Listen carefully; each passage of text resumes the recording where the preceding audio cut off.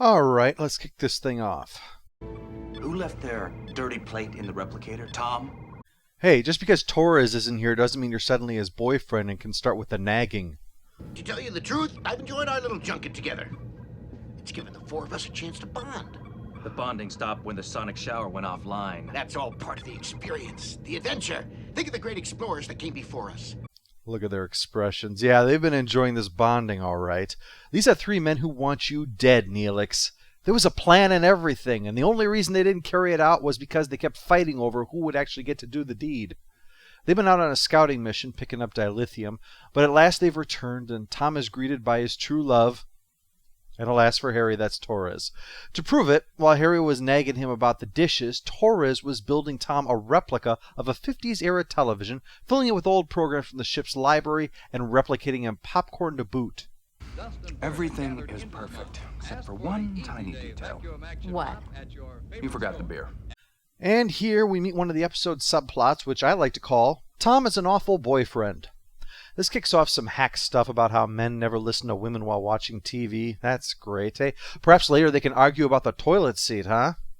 But overall, while I get that Tom's grateful to be back and have a new toy, he hardly seems to give a shit about Torres, even without the whole joke thing. First, perhaps a thank you of some kind might be in order rather than, "Fetch me a beer, woman!" Second, as anxious as he might be to play with it, it'd probably be nice to show her a bit of affection rather than going straight to the TV. You know, a little attention considering how much work she put into this thing. I can't believe that between this and the last review, that the most caring and committed member of any of the relationships between Jadzia, Worf, Bashir, Squirrel Brain, Paris, and Torres, it's the one with a history of hitting people over minor irritation that is the most considerate. Oh, incidentally, Tom's comment that there were no remote controls in the 50s is in fact wrong. They were around as early as 1956, and they look, well, exactly like that. But I suppose you can't fault the creators for not realizing that Tom is saying the thing in his hand does not actually exist. Torres falls asleep, and suddenly the set starts to show some science fiction war happening, and then the channel won't change. Might have a problem. Let's be careful. Torres spent who knows how many hours building this thing from scratch.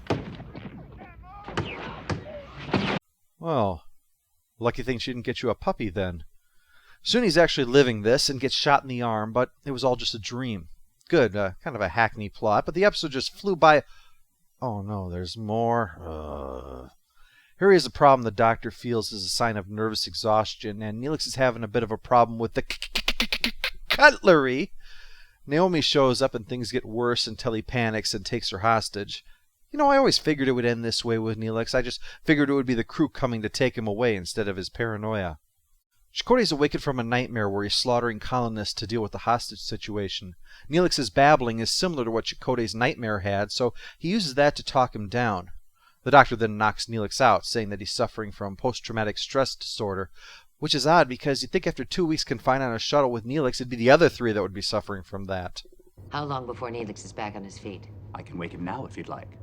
Oh, I like this game. Just give the doctor 2 buckets of hypersprays, one the on and one the off. Just keep zapping him in and out of consciousness. So they gather the 4 of them in the magic meeting room to discuss what they remember.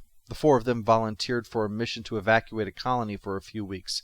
They were all tired, it was dark, and when some shooting began, well, all the colonists were killed. Harry in particular is overcome by the memory of hiding in a cave and gunning down helpless people for no reason, so much so that he becomes crazed at the memory of this. Paris is pretty screwed up too. When Torres shows up, we see that he hasn't been sleeping or eating because of his experiences, and he starts to take all of this out on her. As someone who spent a lot of her episodes in the first few seasons getting pissed off over everything and then blaming it on her dual nature, you'd expect her to have something to say about trying to resolve these disparate feelings. Nope! In fact, it looks like this might be a serious wedge in their relationship now. Boy, not only is whatever this is having a serious effect on his psychology, it's going to bring down the wrath of the P/T fans. They start going back over the travel route, and soon Janeway starts reliving the events, even seeing Chakotay in there, and when she discovers them vaporizing the bodies to destroy the evidence, she freaks out. When she returns to reality, many other crew members are suffering the same effects. Real or not, the memories are having a deleterious effect on the crew. So, let's tabulate this. Whatever happens inhibits your ability to cope with reality, interferes in relationships, drives you to mad hysterics, and is actually physically harmful. So the doctor suggests to leave, and Janeway, of course, says to do the exact opposite. With all due respect, your judgment may be clouded by feelings of guilt about an incident that never occurred. Yes, exactly. And that's going to be important later on. But in the meantime, tally-ho! A neural suppressant. It'll help keep the memories from resurfacing. You can stop those specific memories, but how can that possibly work? What are we talking about? Oh, you were just beginning a groveling apology for erasing my memory and claiming it was for my own good. Please continue, Captain Slutbitch. What? You insisted I call you that from now on. As I was saying, groveling apology time. Seven tries to perk Neelix up, but he's down about accidentally taking Naomi hostage and all that, so he starts asking about her time with the Borg. I don't mean to be insensitive. It just comes with being the crew's dim-witted fuck-up. When you were a Borg, you were involved in some unpleasant activities. My feelings of remorse help me remember what I did and prevent me from taking similar actions in the future. Sometimes I land on a planet and I say, God, I want to assimilate this whole place. And then I say, no, wrong, bad, bad, Seven, bad. Well, as I said before, Neelix will often quickly imprint upon an idea, and then we're going to have to deal with it. We'll get to that soon. They arrive over the planet, but find no signs of humanoid life there, so they decide to beam down and check it out. And of course, hey, what better plan than to send a bunch of people suffering from shell shock into an unknown situation armed with phaser rifles, huh? Luckily, there's no one down there to accidentally shoot. Wouldn't that have been ironic? And while the physical evidence backs up their experiences, the physical evidence also shows that this happened centuries ago. And then we see the memorial.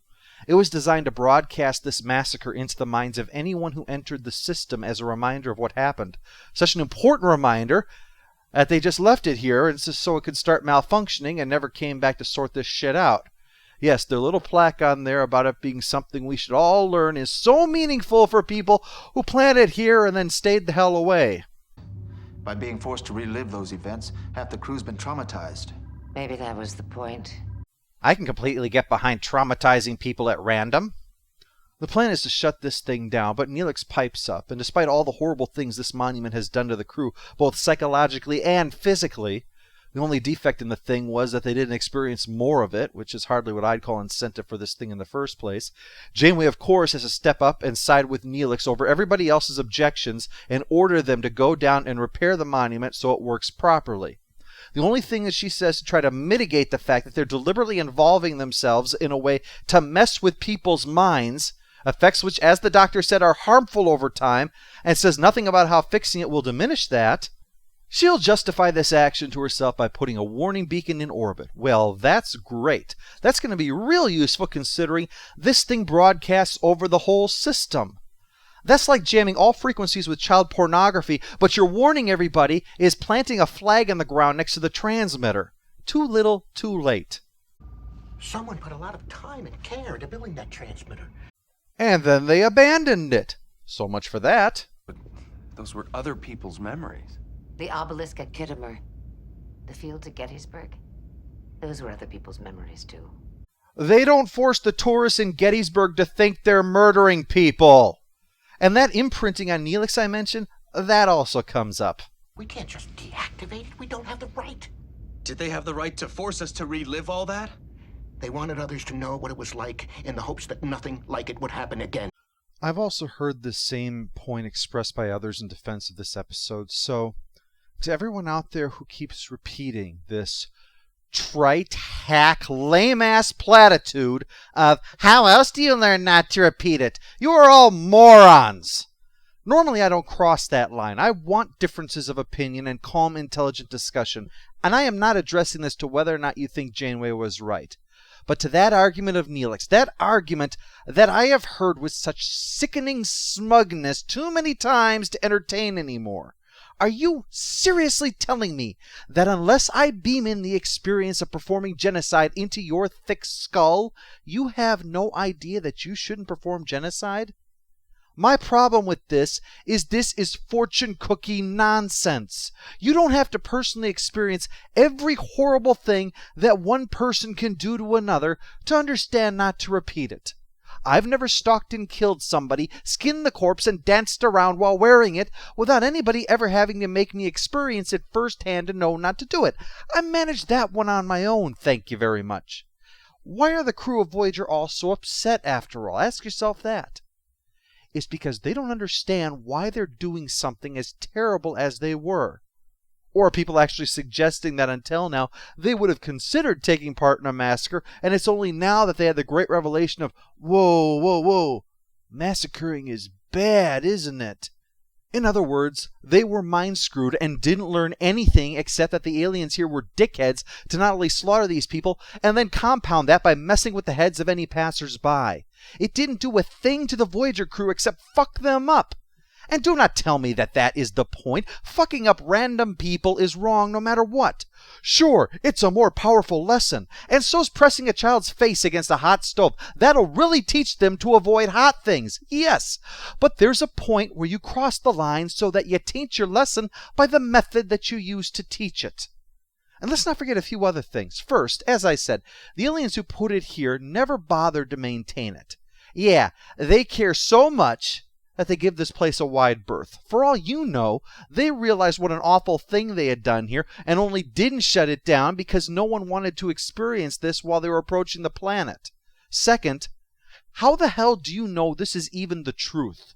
They claim that these are actual memories, the Voyager crew, but there is no possible way for them to know that, whether they're real or artificial, because, as Janeway herself said, their memories have been tampered with before. So for all we know, this is nothing more than propaganda that Janeway is happily broadcasting for all to experience. Or is everybody making Voyager forgotten all about Living Witness? You know, where in the future someone tells the story of Voyager filtered through their own interpretation, that the crew are nothing but a bunch of irredeemable assholes? Well, more so than usual. Those who chronicle history may have an agenda or are just plain wrong. Sure would have been ironic if that episode ended with that guy deleting the Doctor because he disagreed and wanted to ensure that no one would ever forget the truth as he presented it. Memorials remind us of the mistakes of others. I mean, you see the word memory in memorial after all. So yes, they can be valuable learning tools. Beaming shit into people's minds is not a memorial. That's called telepathic violation, and I thought we were all about how two wrongs don't make a right in Star Trek, huh? We're so moral and all that? Willfully causing suffering, arguing that you're trying to prevent suffering is many things. Moral it is not. But what really has me so pissed off about this whole thing, what has really pushed my buttons, is that going to someone else's world, involving themselves with their technology to preserve the memory of 80-some people dying. And hey, 80-some people dying, that is a tragedy, certainly. But when it comes to them involving themselves in preventing the loss of lives on a massive scale, millions of times that number, there's nary a fuck to be given, isn't there? Thus, the only real lesson we find in this episode is that the only tragedies that really matter are the ones we experience ourselves. Post-episode follow-up. The stupid Neelix moment is his involvement in the climax because the whole damn ending is his fault. Despite how exasperating the ending is, the final score for Memorial is 7 out of 10. It is a typical Brannon Braga plot, mind screw mystery plus hack ending. Here's a tip. If your mystery is about a memorial, don't title your episode Memorial, any more than you would title Citizen Kane, It Was His Sled. The only thing that saves it is that we see a side of the crew that is not normally allowed to be shown. And while it sometimes does go a bit far... Sir! I call upon you not as a president, but as a father! Cut it! Would you show a little emotion? Overall, it at least props up an episode that more than likely would have wound up in the crapper. Lord knows, aside of the stupid ending, it worked better than Remember from Season 3. Ultimately, though, it feels like a good episode that fumbled the ball right before the end zone.